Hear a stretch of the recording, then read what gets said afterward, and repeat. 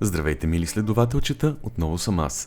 И днес мисля, че е време да навлезнем в малко повече детайл относно тази магическа таблица, която ми помага да спра да бъда провал. Конкретно ще обърнем внимание първо на секцията, която съм нарекал Self. В тази секция всяка вечер се самооценявам по редица критерии, разделени в 4 основни групи. Най-често го правя в реално време, докато се случват нещата, но системата работи и просто ако вечер се отделят няколко минути, за да се върне лентата и да се самооцени човек. В следващите 4 видеа планирам да ви покажа една по една кои са 4-те секции и какви са индивидуалните параметри във всяка секция, по които се оценявам. Първата секция е Morning Routine и тя включва нещата, които се опитвам да правя първа работа сутринта, за да мога да си дам добър старт на деня. И реално погледнато, нещата са изключително лесни. Нека да ви ги покажа. Първа точка – Air Sun. Това значи просто първата ми работа да бъде след като стана, да излезна на балкона и да погледна светлина, да погледна слънцето, да вдишам чист въздух и просто да остана там.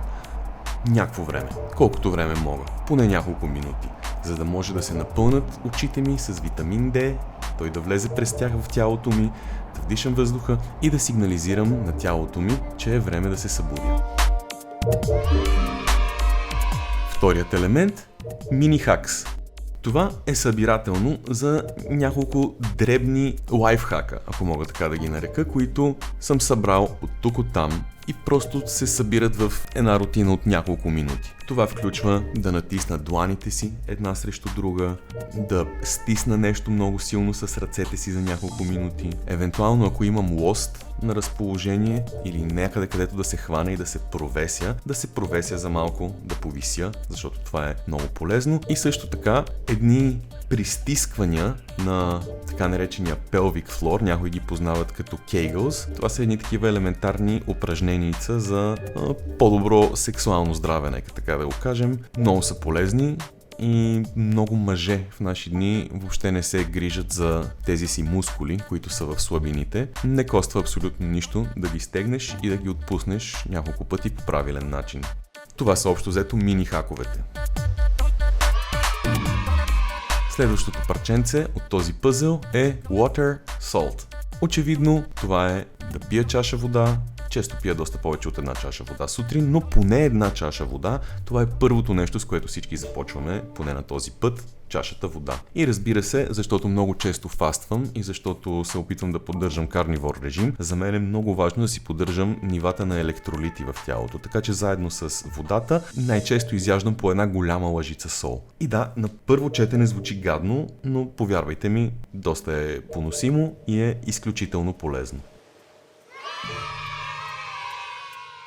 Четвъртата точка е да си напиша 3 неща. Нещо, за което съм благодарен, нещо, което обичам и нещо, за което съм готов да си простя и да спра да се бичувам. Както знаете, правя го в това много сантиментално мое тефтерче и това е неизменна част от моят сутрешен ритуал. Петата и последна точка от Morning рутината е Wash Clean. Очевидно това е свързано с чистота и хигиена, както на мен, така и на дома, така и на пространството, в което след малко сядам да работя. Най-често първо си правя гимнастиката, която е част от следващата секция, за която ще си говорим утре. И след това вече като съм плувнал целия в пот, отивам и се грижа за цялостната си хигиена, защото най-добре се работи и най-добре се функционира, когато си бил физически активен поне мъничко сутринта и след това си се почистил себе си, дома си. И това включва някои допълнителни стъпчици, като това, че се опитвам да си изградя навика, освен да си мия зъбите и да си минавам между тях с конец, защото знам, че е доста полезно и не обичам прекалено честите визити до зъболекаря.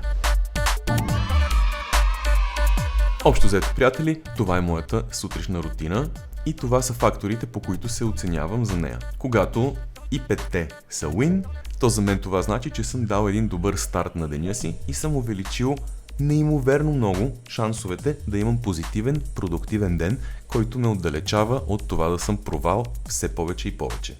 Надявам се това ви е било полезно и се надявам да нямате търпение, за да ви покажа какво е втората секция, но това ще стане утре. А до тогава, както винаги, обичам ви, благодаря ви и ако нещо, извинявайте, приятели. До утре!